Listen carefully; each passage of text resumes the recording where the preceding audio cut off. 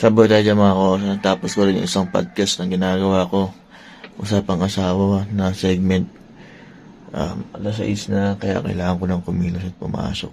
Kosa, maulan ulit kaya dapat maaga tayong makalis kasi mo, foggy sobra. Hindi naman namambon mga kosa, pero sobrang foggy. Hindi ko alam kung mag-bike ako pero parang masarap mag-bike kasi foggy nga. Yung airport mga kosa, sobrang foggy. Mga kosa, hindi kita yung bundok doon. Tapos di rin kita yung paligid. Gayang ka-foggy ngayon. Diba? Dilim ng langit ngayon.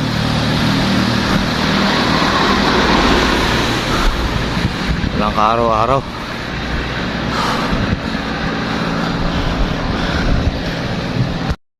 Sporty. Talagang sa trabaho. 5 PM na pauwi na ako. Baka abutan pa ako ng ulan kasi walang maulap-ulap. Hindi, walang makita kasi ang daming ulap pala. Ito ngayon sa airport, shucks.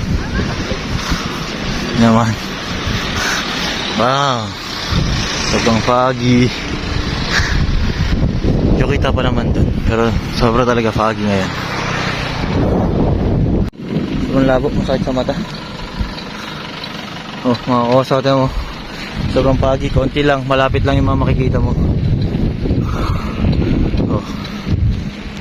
For safety purposes, mamaya ulit konti. Hello. Open door. Hey, kuya, paano ma-open yan?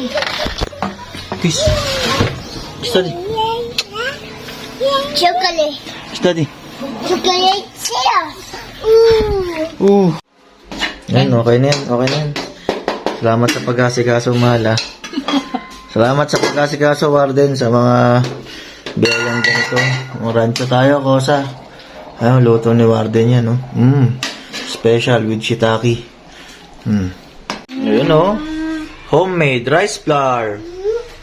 Oh, diba? Puti, ang bango, ano? Bango ah. Ayan, mumura yung bigas.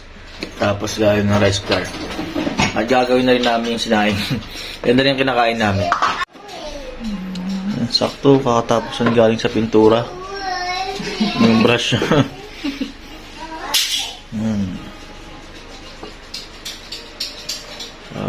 Rice flour.